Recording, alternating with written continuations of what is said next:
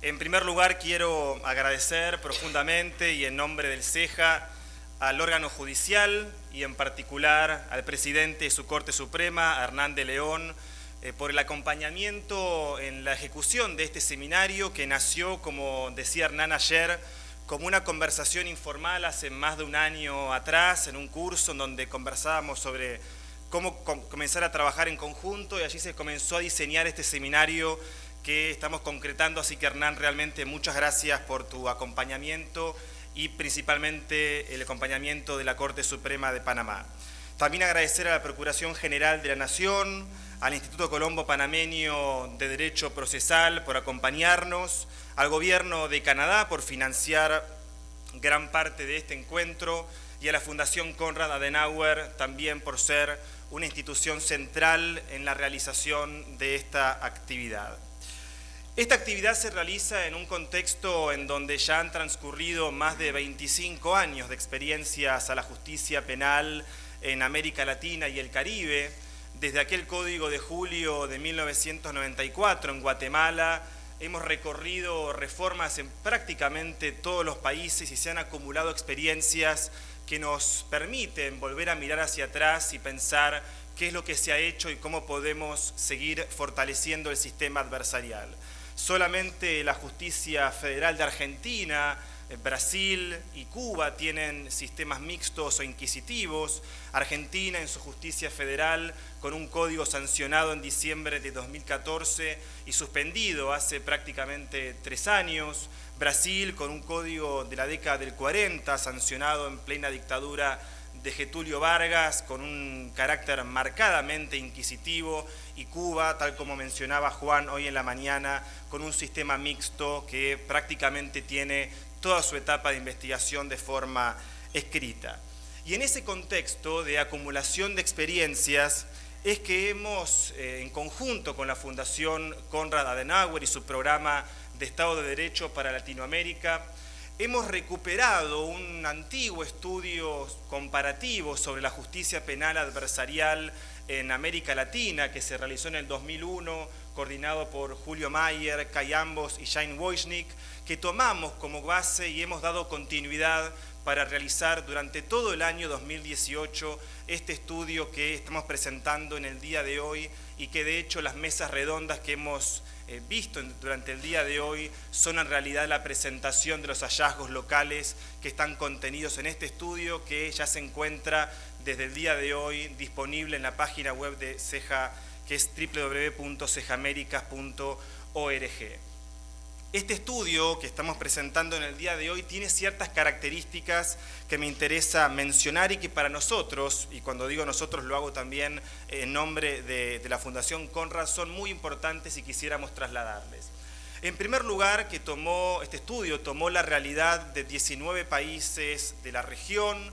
En los casos de los países federales como Argentina, México y Brasil, además se hizo un estudio de una justicia estadual o provincial, en el caso de Argentina, la provincia de Neuquén, en Brasil, el estado de Río de Janeiro, y en México, el estado de Nuevo León, que reunían ciertas características innovadoras que nos parecía muy importante destacar.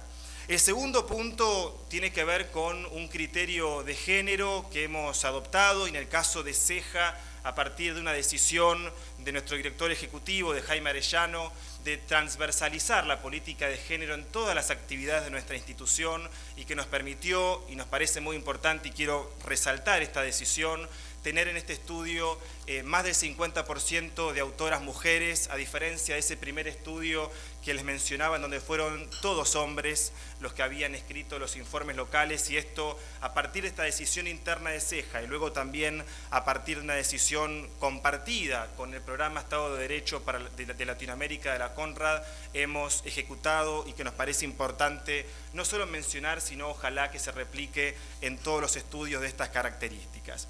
En tercer lugar, quiero aprovechar este espacio para agradecer profundamente a los 22 autores y autoras de este estudio. Ustedes han escuchado a 11 de ellos y ellas, es decir, a la mitad de quienes han participado. El resto está siguiéndonos por internet en este minuto, y quiero agradecerlo porque realmente ha sido un esfuerzo muy importante de en 15 o 20 páginas resumir en muchos casos 20 años, 15 años de experiencia, así que valga profundamente el agradecimiento para todos y todas. Y también quiero agradecer al equipo de trabajo que ha intervenido en este proyecto, en particular a la Fundación Conrad, a Mari Cristín Fuchs, con quien hemos dirigido este proyecto, a Andrés Villegas, también muchas gracias Andrés por toda la labor de coordinación, y en el equipo del CEJA agradecerle a Marco Fandinho, con quien hemos conducido también este proyecto, y principalmente a Laura Cora Bogani, que ha sido la coordinadora general, quien ha logrado el siempre complejo esfuerzo de hacer cumplir los plazos, de homogeneizar los informes, de que todos ellos sean coherentes en cuanto a la manera de presentar los temas. Así que Laura, realmente muchas gracias por ese esfuerzo y por lograr que hoy, 15 de noviembre, que habíamos fijado en febrero como fecha de lanzamiento, lo estemos cumpliendo. Así que finalmente esto es parte del esfuerzo de todo este equipo de trabajo. Y en último lugar, la última característica de este estudio es que se ha concentrado en 3 áreas muy puntuales, que son las que ustedes se encuentran aquí y que en definitiva fueron los ejes de discusión de las 2 mesas redondas. En primer lugar, la oralidad y la calidad del litigio. En segundo lugar, cómo se encuentra hoy en día el sistema de protección de garantías en favor del imputado. Y en tercer lugar, cómo las organizaciones o instituciones del sistema se han adecuado a las nuevas exigencias del sistema penal adversarial. Y lo que voy a hacer a partir de ahora es presentarles brevemente cuáles son los principales hallazgos en cada una de estas 3 áreas. Y antes de partir, solamente una aclaración. En la presentación de este estudio, Alberto Binder menciona que cuando nos acercamos a la evaluación de un sistema penal, siempre hay 3 dimensiones. La dimensión de las molestias, la dimensión de los problemas y la dimensión de los obstáculos. ¿Qué significa esto? Las molestias son aquellas incomodidades que cualquier abogado o abogada puede sentir frente a cualquier proceso de cambio y que en muchos casos las molestias son virtudes que tenemos que fortalecer y lograr que se transformen en prácticas regulares del sistema adversarial. Los problemas son aquellas cuestiones que surgen producto de que nos enfrentamos a nuevas exigencias y nuevas destrezas. Y este fue, de hecho, el enfoque que hemos adoptado en este estudio y es, de alguna manera, lo que voy a presentar de aquí en adelante. ¿Cuáles son los principales problemas que hemos observado? Y los obstáculos son aquellas cuestiones que nos exigen trabajar al mediano o largo plazo, que ya no son problemas cotidianos, sino problemas de visión del sistema. Cómo concebimos el sistema adversarial, cómo concebimos al Ministerio Público, que luego más adelante mencionaré, que es uno de los grandes problemas que hemos encontrado, pero que tienen que ver con una concepción histórica del Ministerio Público en el sistema procesal penal. Bien, en primer lugar entonces, cuando me refería al eje de la oralidad y calidad de la litigación, ¿con qué nos hemos encontrado? En primer lugar, desde la regulación legal de estos 19 códigos procesales penales y los 3 códigos estaduales, nos encontramos con 2 grandes categorías, con los procesos penales clásicos o reales, que son aquellos que establecen audiencias orales para todas las decisiones jurisdiccionales que se adoptan durante el proceso. En esta categoría estaría comprendido el nuevo Código Procesal Penal Nacional de Argentina, el Código de Neuquén, el Código de Chile, el de Uruguay, el de Ecuador, el de México y el de Panamá, en donde para todas las audiencias o para todas las instancias procesales hay una audiencia asociada. Y la otra categoría es la que hemos denominado la de los procesos penales burocratizados, es decir, aquellos códigos que aún tienen resabios de los sistemas inquisitivos o más bien tienen etapas fuertemente escriturizadas. Por ejemplo, el caso de instituciones como la declaración indagatoria, en donde en El Salvador todavía sigue siendo el acto procesal inicial para el desencadenamiento de los plazos procesales. En el caso de Costa Rica, hoy Jenny en la mañana hablaba de que el primer contacto que tiene el imputado con el juez es en audiencia de medidas cautelares, es decir, que se encuentra escriturizada la etapa de formulación de imputación. En otros países todavía la etapa intermedia está regulada en 2 momentos procesales, que es la antigua concepción de la etapa intermedia, una audiencia para habilitar el juicio oral o discutir el auto de apertura a juicio oral y otra audiencia para discutir la prueba, lo cual no tiene sentido en términos de concebir a la prueba como elemento central para discutir si el juicio es o no viable, el caso de Guatemala, por ejemplo, y Honduras, que aún tienen dos audiencias separadas, como Elvin y Ana Paola hoy en la mañana mencionaban. Y en otros países, derechamente, son aquellos que tienen audiencias fuertemente condicionadas por el sistema escrito, como Brasil, que ha implementado una audiencia de control de detención hace 4 años atrás, pero que hoy en día la dinámica de esa audiencia gira alrededor de un auto de prisión en flagrante, que no es ni más ni menos que el requerimiento fiscal o policial, que se le envía al juez con antelación y el juez ya tiene tomada la decisión antes de iniciar la audiencia. Y esta es la categoría que denominamos como proceso penal burocratizado, es decir, un sistema adversarial que todavía está condicionado por elementos o resabios del sistema tradicional o del sistema inquisitivo. Muy bien, quiero ingresar ahora y hacerlo muy rápidamente a los problemas principales que hemos identificado por cada una de las audiencias del proceso penal adversarial. En primer lugar, en cuanto a la audiencia de control de detención, hemos advertido dos grandes problemas. Por un lado, la persistencia de un rol muy pasivo del juez de garantía en el control de la detención. En esto hay algunos ejemplos que me interesa mencionar y que por supuesto son representativos de otros ejemplos que van a encontrar en el estudio y son simplemente a modo de graficar por dónde van los problemas. En Bolivia siempre el control de la detención se realiza en audiencia a petición de la defensa, no es el juez quien intervenga de oficio. En el caso de Neuquén, en el informe de Carolina Mauri se indica una práctica muy similar, de que en general no es un control de oficio por parte del juez. En el caso de Chile, Jaime hace algunos minutos atrás nos contaba que en el periodo en el que se realizó el estudio de Chile, entre el 2006 y el 2015, menos del 1% de las audiencias se decretaban ilegales las detenciones, y hoy en día, de hecho, se ha reducido el tiempo de duración de las audiencias a tan solo 7 minutos en promedio, es decir, que en gran medida no se dan debates de legalidad de detención, sino que son prácticas muy mecánicas.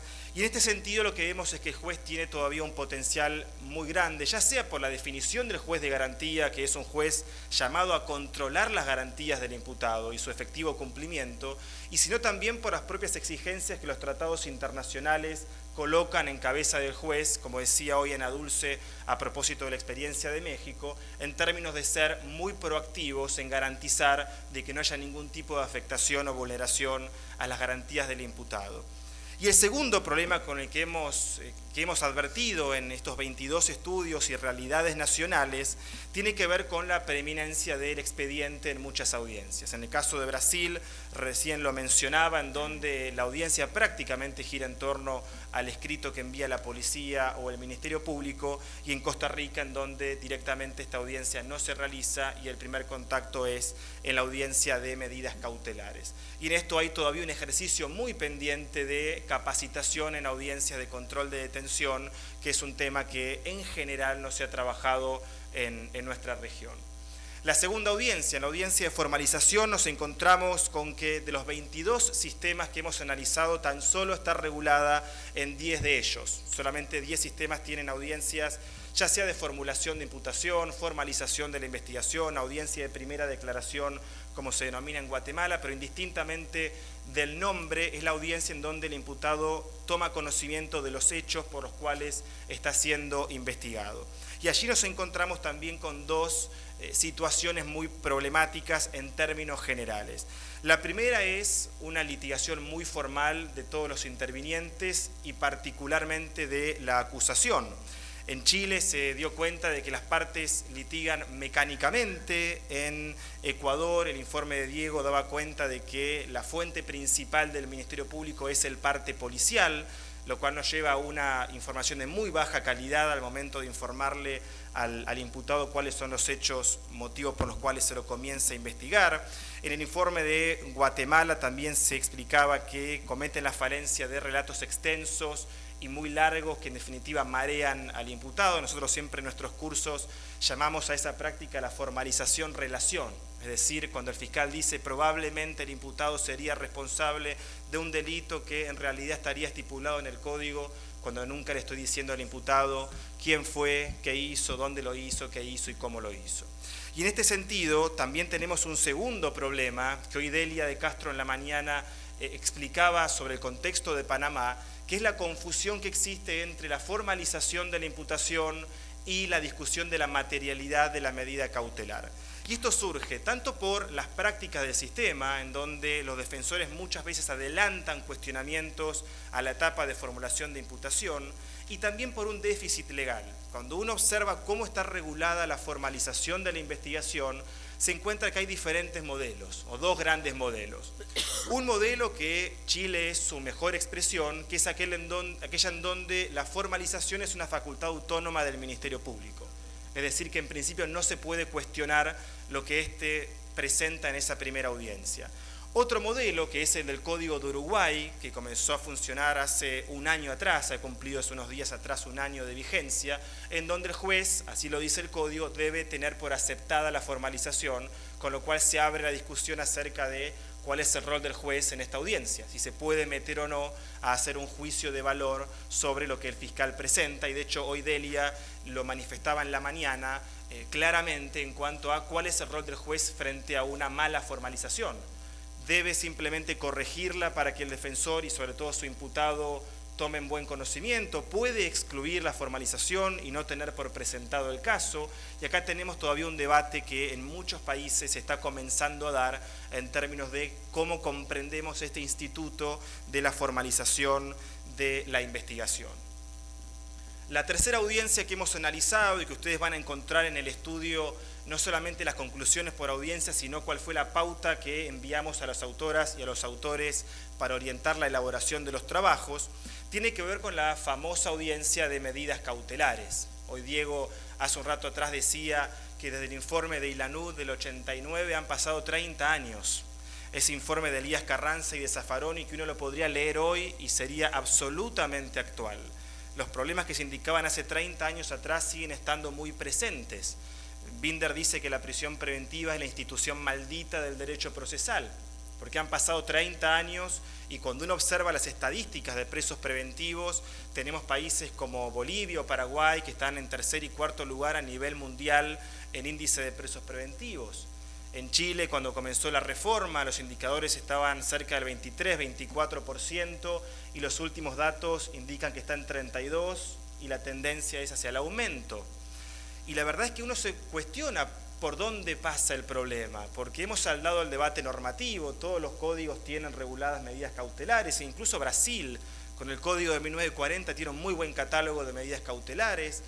Hemos saldado la discusión jurisprudencial, ya la Corte Interamericana lo ha dicho en varios idiomas y ha condenado a muchos de los países que están aquí representados en relación a los estándares de prisión preventiva. Muchos países, sus cortes supremas o cortes de casación han emitido fallos en esta línea. En Argentina el famoso plenario Díaz Besone lo dice con toda claridad. Gracias, Sandra. Hemos también saldado el debate desde lo académico. No hay ningún profesor o profesora que hoy esté vociferando que la prisión preventiva es la regla. Entonces la pregunta es por dónde atacar el tema de la prisión preventiva. Y en esto volvemos a un concepto que ya hemos saldado, por eso hoy en la mañana decía que ya no hablamos de la reforma, sino del fortalecimiento del sistema, porque hay ideas que están saldadas. Una de las ideas saldadas es que el problema de la prisión preventiva es un problema eminentemente práctico, es decir, cómo se litiga en el marco de una audiencia. Y cuando nos acercamos a observar qué ocurre hoy en día en las audiencias, vemos que hay tres grandes problemas, entre muchos otros, pero estos son quizás aquellos que son dirimentes.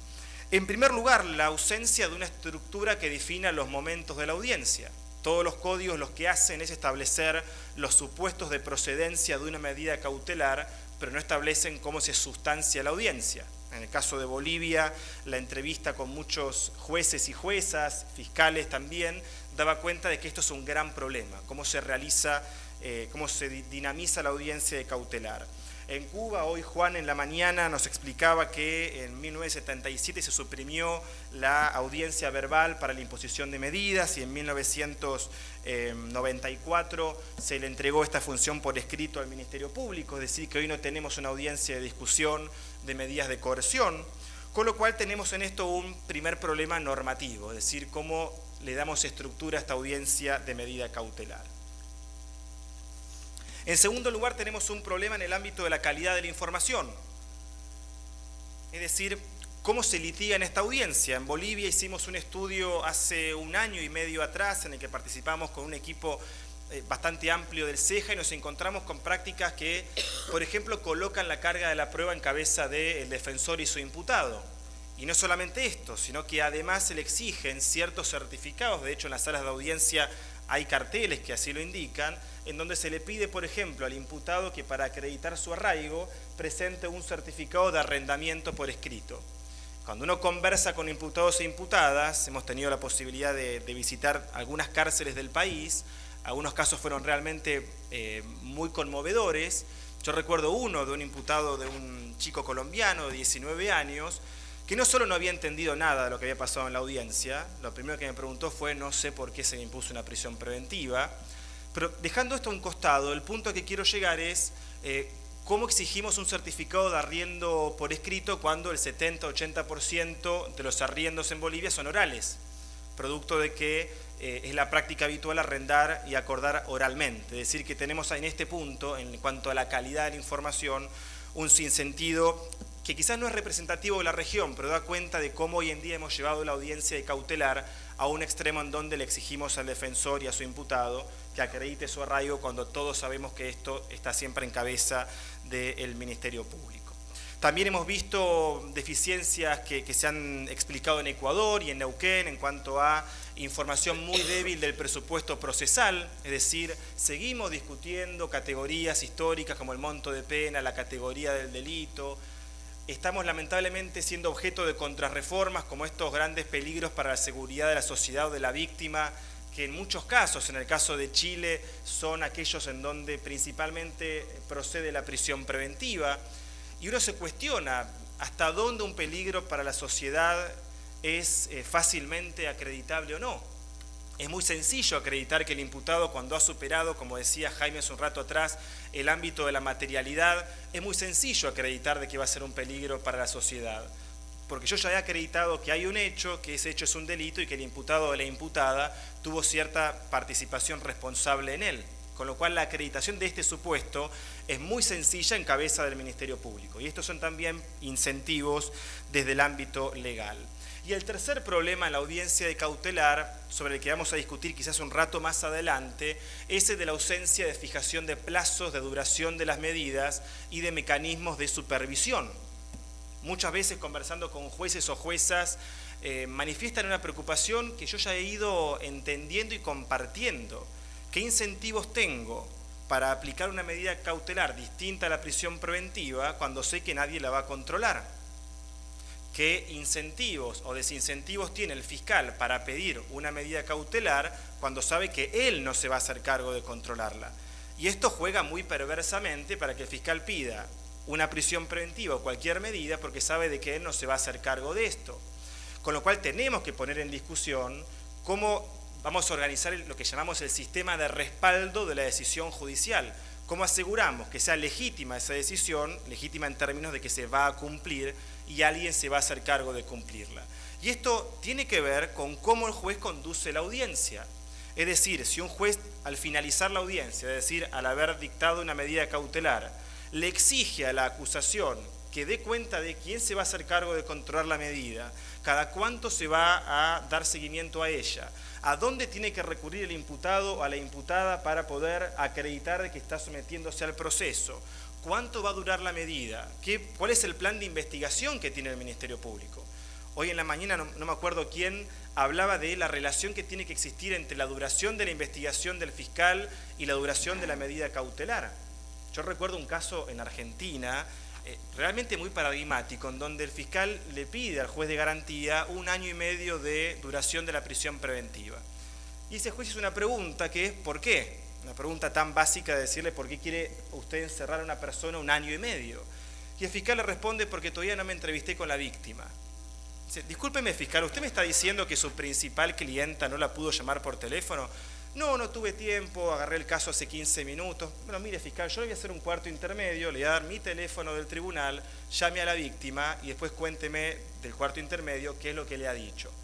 Resumiendo, esa audiencia terminó en una prisión preventiva de 3 meses y no de 1 año y medio.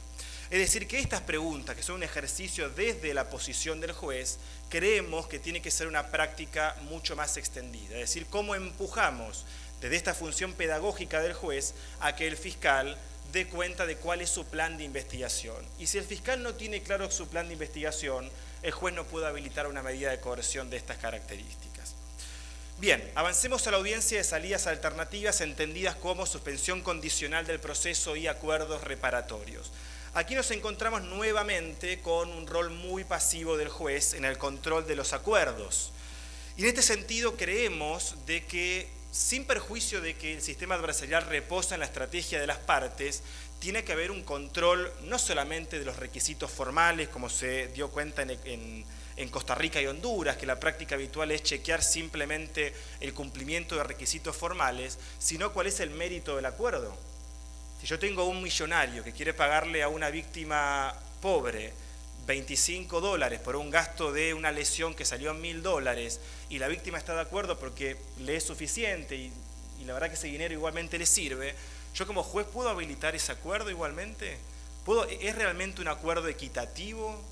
Cuando esa parte yo sé que puede pagarlo y a pesar de que la víctima esté satisfecha porque ese dinero le viene bien para cubrir algo de su gasto, ¿puedo habilitar un acuerdo de estas características? Y acá ya la pregunta no es en términos de los requisitos legales o formales que establece el código. El código lo habilitaría porque se cumplen los presupuestos, la víctima presta el consentimiento. La pregunta es si el juez tiene algo más que hacer en esta audiencia. Y nuestro criterio, y esta es parte de la agenda que, como decía Mari Cristín, presentaremos en algunos minutos, es que el juez pueda comenzar a hacer un análisis del mérito del acuerdo. Y en este sentido, siempre seguimos esta idea de Binder de concebir que el acuerdo tiene ciertos grados que hay que chequear. Si es equitativo, si es una relación proporcional o si es una relación de sometimiento, que sería este caso que acabo de dar como ejemplo. Y si es una relación de sometimiento o no es proporcional, el juez se puede meter para que ese acuerdo sea igualmente equitativo. Otro problema en cuanto a las salidas alternativas son los desincentivos legales. Un estudio colateral que hemos hecho el año pasado daba cuenta de que en muchos códigos de procedimiento penal los acuerdos reparatorios exigen formular la imputación para ser firmados. El caso de Panamá, si no recuerdo mal, el código establece que hay que formular imputación para un acuerdo reparatorio. La pregunta es si tiene sentido que en el caso del acuerdo reparatorio, que es básicamente una conversación entre víctima e imputado, tiene sentido una instancia formal como la formulación de imputación, más aún cuando observamos que hoy en día las audiencias de formulación de imputación son audiencias mecánicas y formales. Es decir, que desde la regulación legal también tenemos algunos desincentivos que creemos que hay que poner en discusión, como por ejemplo también los presupuestos de procedencia de las salidas alternativas. En muchos casos, si no recuerdo mal, el 95% de los códigos que están aquí representados establecen montos máximos de procedencia de 2 a 5 años aproximadamente y otros códigos establecen tipos de delitos en los cuales procede. Nuestra opinión es que tenemos que avanzar hacia una flexibilización de los supuestos de procedencia y hoy Carolina Mauri en el caso de Neuquén mencionaba que se ha invertido la regla y lo que hay que impedir es que se afecte algún interés público prevalente, pero en todos los demás casos sí se puede acordar y se puede poner en discusión una salida alternativa. Y esto voy a volver sobre este punto al momento de presentar las propuestas al final de la presentación. Llegamos a la audiencia de etapa intermedia y yo coincido absolutamente con todo lo que se ha dicho durante el día de hoy. La etapa intermedia, que en mi opinión es la audiencia más importante del proceso adversarial, en ningún país se ha constituido como una instancia central para discutir qué ha hecho el Ministerio Público durante 1 o 2 años. De hecho, desde la denominación de esta audiencia a veces nos tejen algunas trampas. En algunos países es la audiencia preliminar, en Chile la audiencia preparatoria de juicio, como si esto fuese necesario, como si yo fuese a la audiencia directamente a preparar el juicio, cuando yo en realidad voy a la audiencia a controlar la acusación del fiscal y hacer un juicio, ahí sí, del mérito de lo que ha hecho el fiscal. Y más allá del nombre, que es una cuestión anecdótica, lo cierto es que tenemos audiencias de etapa intermedia absolutamente formales, que están concebidas más bien como una instancia más del proceso, pero no como una instancia de control. Sobre esto hay muchos ejemplos. En el caso de Chile, quiero resaltar un dato que aportaba Jaime y que me parece muy representativo, y es que en el 2006 la audiencia duraba 37 minutos y en el informe que se presentó en el 2014 por Ceja dio cuenta de que dura 16 minutos, es decir, que se redujo a 20 minutos, y cuando uno observa lo que ocurre en esas audiencias, en general son debates muy formales que, como recién se decía también, lo que hacen es patearle la pelota, y ya que somos futboleros argentinos, patearle la pelota al juez de juicio para que él se encargue de discutir, en el mejor de los casos, la credibilidad y ya no la admisibilidad de la prueba, con los costos que esto tiene. ¿Qué ocurre con la prueba pericial? Los informes del Proyecto Inocentes de Estados Unidos y de Canadá nos muestran que la prueba pericial deficitaria o falsa es la segunda causal de condena a inocentes o de absolución a culpables en el juicio oral. Y gran parte de esos errores del sistema tienen que ver con que yo esa prueba pericial no la filtré en la etapa intermedia. Y sobre esto hay un conjunto de herramientas que se pueden realizar y que todos los códigos tienen reguladas muy difuminadamente para que el juez de garantía en la etapa intermedia se meta a preguntarle a la parte que aporta la pericia si es necesaria, si es idónea, si es confiable, si es relevante, ¿sí? Sobre esto voy a volver más adelante. También hay ejemplos en República Dominicana. Hoy Harold también mencionaba el ejemplo de esta audiencia y daba cuenta del impacto que tiene su mala litigación en la audiencia de juicio oral. En Colombia, los entrevistados y las entrevistadas mencionaban que hay confusiones en cuanto a los conceptos de admisibilidad, pertinencia, abundancia.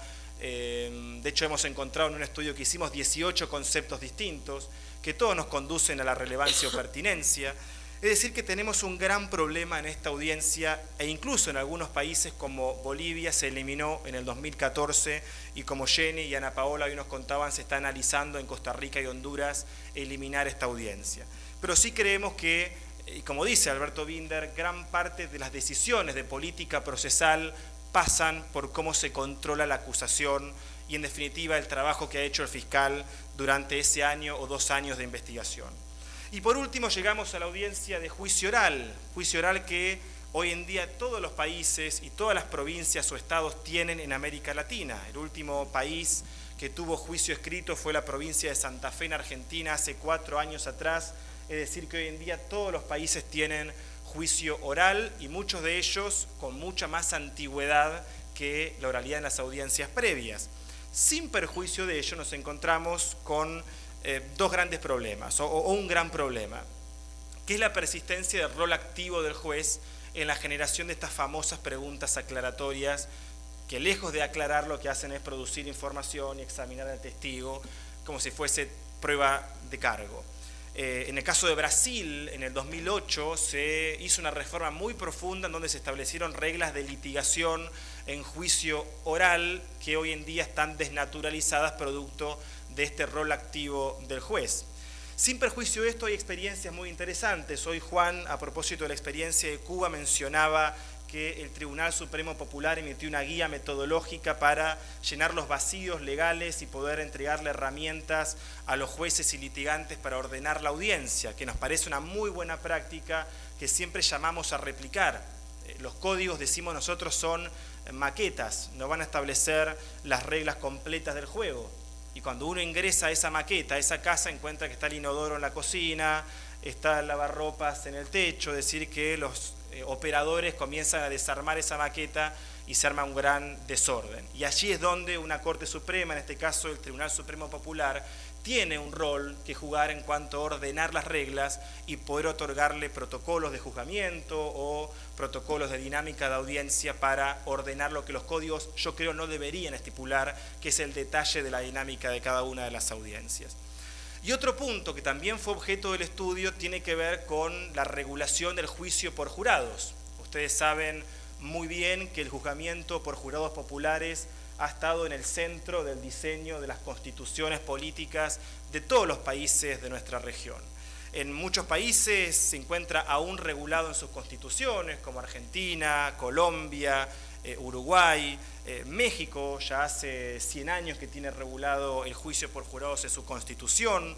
Hoy en día funciona en 6 países por regulación legal. En el caso de Argentina Lo menciono porque se ha extendido en el último año en la provincia de Buenos Aires, la provincia más grande del país, en la provincia de Neuquén, a lo que Caro Mauri recién se refería, y prontamente en otras provincias más, y en otros países con diferentes modelos que ustedes van a encontrar los detalles en el estudio, establecen el juzgamiento por jurados populares, que creemos que tiene que ver con una deuda histórica que hay que recuperar y cumplir y saldar definitivamente.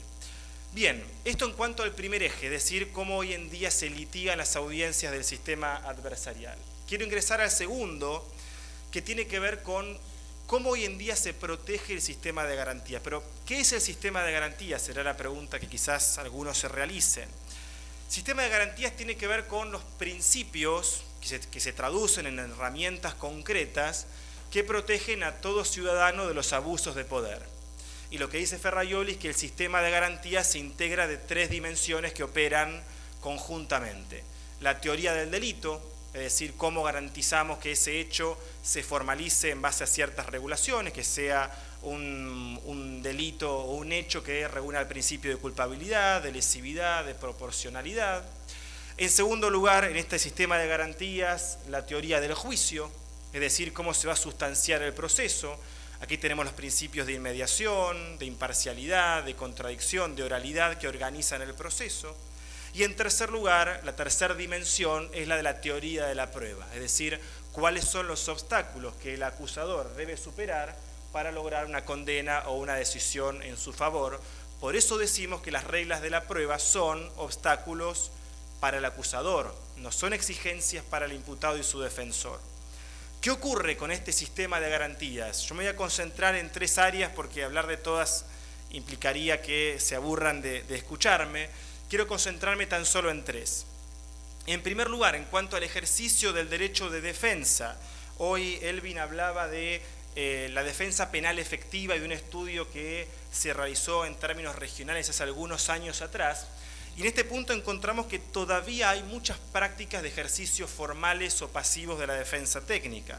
En el caso de Neuquén, por ejemplo, y de El Salvador, se menciona el problema que tiene la entrevista inicial entre el defensor o defensora y el imputado o imputada. Generalmente esa entrevista inicial se realiza, si es que se realiza, minutos antes de la audiencia o 1 hora antes de la audiencia, y esto se traduce en definitiva en que el defensor no conozca la situación del imputado.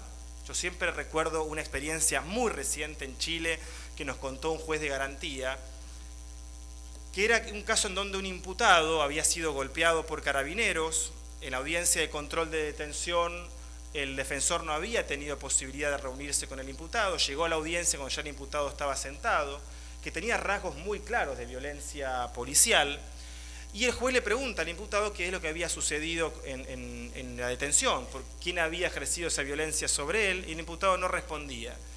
Le pregunta al fiscal y el fiscal dice, mire, cuando se realiza la detención, Carabineros comienza a gritarle para que se detenga y el imputado salió corriendo, hizo caso omiso al grito de la policía y en definitiva lo agarraron y vaya a saber uno lo que hicieron con el imputado.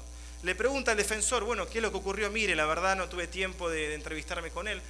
Bueno, ¿qué sucedió con el caso? El imputado era sordomudo. Nadie había advertido en esa audiencia de que si el imputado no respondía era porque tenía una sordomudez. Más allá de lo gracioso, y yo lo menciono también para extremar el ejemplo, esto tiene que ver con los problemas que tiene la entrevista del defensor con el imputado. Hemos llegado al extremo de que esto ocurre en un país que tiene ya casi 20 años de sistema adversarial en todo el país.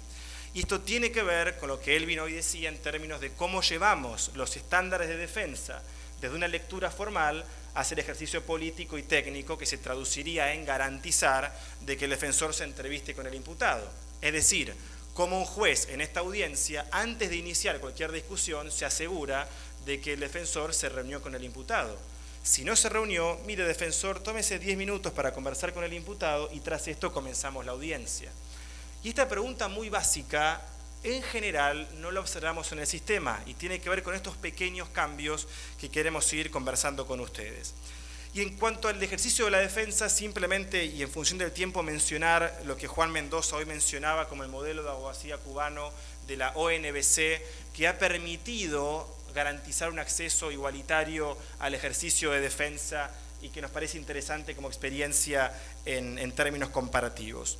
El segundo punto dentro de cómo se ejerce el sistema de garantías es el punto que ya he venido mencionando sobre el rol del juez de garantía. Un juez de garantía que en México a mí me gusta mucho la denominación de juez de control, porque esa es la razón de ser de un juez de garantía. Es un juez que está llamado a controlar que ese sistema de garantías que solo está en cabeza del imputado se cumpla. Y ese juez es el que está llamado a tener un rol muy activo en todas las audiencias previas al juicio para garantizar de que en la audiencia de control de detención se entrevistó con su defensor, de que no hubo apremios ilegales, de que en la formalización comprenda el relato de hechos del fiscal y si no lo comprende pedirle al fiscal que vuelva a describirlos, que en la audiencia de medida cautelar intervenga frente a la presentación de información deficitaria del fiscal, que en la etapa intermedia, como muchos dijeron hoy, tenga un rol absolutamente activo como portero del sistema, esta idea que Marco ayer mencionaba a propósito del proceso civil, de un juez como gatekeeper, es decir, yo tengo la llave del juicio oral y no se la voy a dar al fiscal si me presento un caso con prueba irrelevante o con prueba obtenida ilegalmente, o si me presento un supuesto fáctico que no es suficiente. Y ese es el rol al cual está llamado el juez de garantía. Y lo que nos encontramos hoy es algunas discusiones, como por ejemplo hemos visto en Paraguay, y yo lo he visto en algunas provincias de Argentina, en donde si el juez adopta esta función estaríamos afectando el principio de imparcialidad. De hecho, muchos códigos procesales tienen esta famosa cláusula de que en la etapa intermedia no se pueden adelantar discusiones del juicio oral. Y esta cláusula se suele interpretar en nuestro criterio erróneamente como no discutir el fondo del caso del fiscal, cuando en realidad la imparcialidad, como ustedes saben, no tiene que ver con esto, sino con no gestionarle el interés a las partes. No decirle al defensor, mira, en realidad investigue por este lado, acuérdese que hay un testigo que usted puede llamar, yo le voy a pasar el teléfono para que lo llame. Esto es proteger la imparcialidad, no gestionarle la estrategia a las partes, pero sí adoptar un criterio de exigirle al fiscal que supere esos obstáculos que son ni más ni menos que las reglas del sistema de garantías. Y en tercer lugar, en cuanto a la adopción de políticas de justicia restaurativa, me interesa mencionar algunas experiencias, tal como mencionaba Jaime a propósito de la experiencia de Chile con los tribunales de tratamiento de drogas, que comenzó como una experiencia piloto en el 2002 y que hoy se ha extendido en todo el país, tanto para adolescentes como para adultos. Y en México, que en el informe de Ana Dulce se menciona la Ley Nacional de Mecanismos Alternativos de Solución de Conflictos, que es la legislación única en la materia aplicable en todo el país y que significa una gran innovación. Y en último lugar, el tercer eje de este estudio tiene que ver con cómo las organizaciones del sistema judicial han adecuado su funcionamiento a estas nuevas exigencias que impone el sistema adversarial. En primer lugar, en cuanto a la autonomía de las instituciones, si bien el Ministerio Público ya ha saldado este punto, todos los ministerios públicos, salvo el caso de Uruguay, que todavía tiene cierta dependencia del Poder Ejecutivo, aunque ha ido adoptando cierta autonomía, en realidad sigue con cierta dependencia, todos los países tienen ministerios públicos autónomos. Ahora, ¿cuál es la situación de la defensa? Tan solo 9 de los 22 países analizados tienen defensorías autónomas. En los restantes países, es decir, en 13 países todavía tenemos defensorías que dependen del Poder Judicial, del Ministerio Público, en algunos casos, como en Chile, del Poder Ejecutivo, es decir, que tenemos un gran desafío en cuanto a la ubicación de la Defensoría Penal Pública. En segundo lugar, en cuanto al funcionamiento interno de las defensorías, destacar dos experiencias. En Chile, la experiencia de la tematización de las unidades, que sé que no es el único país, lo menciono como ejemplo, hay otros países que también tienen unidades temáticas, que lo que han ido haciendo es ir identificando los grupos vulnerables y a partir de ello organizar unidades especializadas. Y el caso de Neuquén, que hoy Carolina nos contaba, que el sistema de gestión de la defensa lo que ha permitido, y esto es muy importante en términos de lo que esperamos de una defensa pública, es que construya sus propias líneas de investigación y que pueda recopilar su propia información para poder litigar en juicio oral, que en términos generales esto no es una regularidad. En tercer lugar, en cuanto al Poder Judicial, nos encontramos que tan solo 11 de los 22 países tienen alguna figura de oficina judicial, es decir, alguna organización que se encargue de la administración del tribunal. En los otros 11 países aún esta función recae en los jueces o en los secretarios, y la verdad es que encontramos en aquellos países que tienen alguna figura de oficina judicial varios problemas, principalmente la aún deficiente delimitación entre las funciones administrativas y jurisdiccionales, es decir, hasta dónde la oficina judicial asume funciones de jurisdicción, como por ejemplo el cómputo de las penas, que hoy en día es un gran problema en las oficinas judiciales que funcionan en la región, hasta dónde el administrador está sujeto a lo que establece el juez de garantía. En algunos países, de hecho, los jueces de garantía califican o nombran a los administradores, lo que establece cierta relación jerárquica que no debería ser tal. Es decir, que estamos todavía con ciertas discusiones muy inmaduras en este punto. Y la otra cuestión sobre el Poder Judicial es que no tenemos en gran medida colegios de jueces. Es decir, no hemos discutido con claridad que no necesariamente tenemos que tener poderes judiciales jerárquicos. Los jueces cuando concursan para decidir en audiencia, no concursan para ser juez de determinada área o cargo.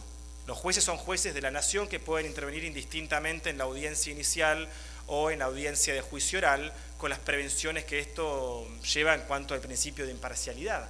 Pero no hemos puesto en discusión que la horizontalidad del Poder Judicial tiene que ver con la democratización interna de la institución y que abandonemos definitivamente la estructura colonial que hemos heredado del sistema español o el sistema francés en algunos países del Caribe o de Centroamérica, que tienen que ver con la estructura jerárquica y vertical.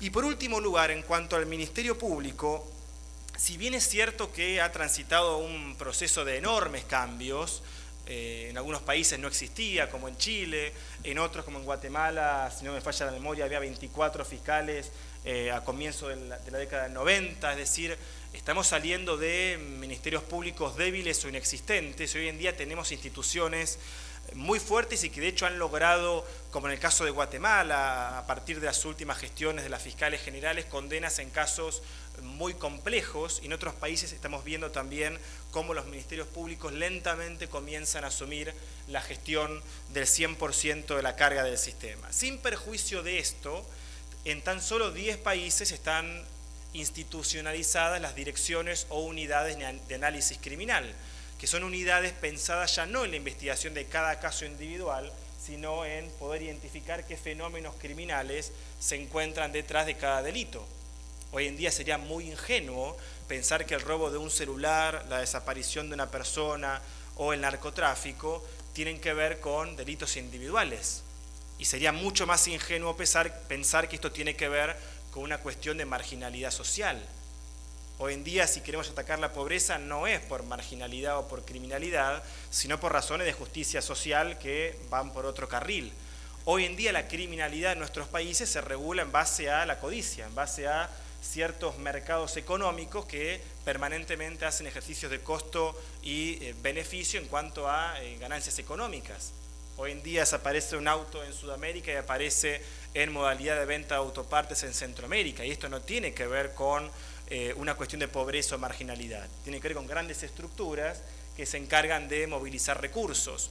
Y esta visión, que es la que se llama la visión de la planificación estratégica de la persecución penal, todavía los ministerios públicos están lentamente comenzando a observarla y lentamente comenzando a abandonar la lógica del caso a caso, que es la famosa lógica que en muchos de los cursos que ustedes han mencionado hemos dicho y todavía no hemos saldado.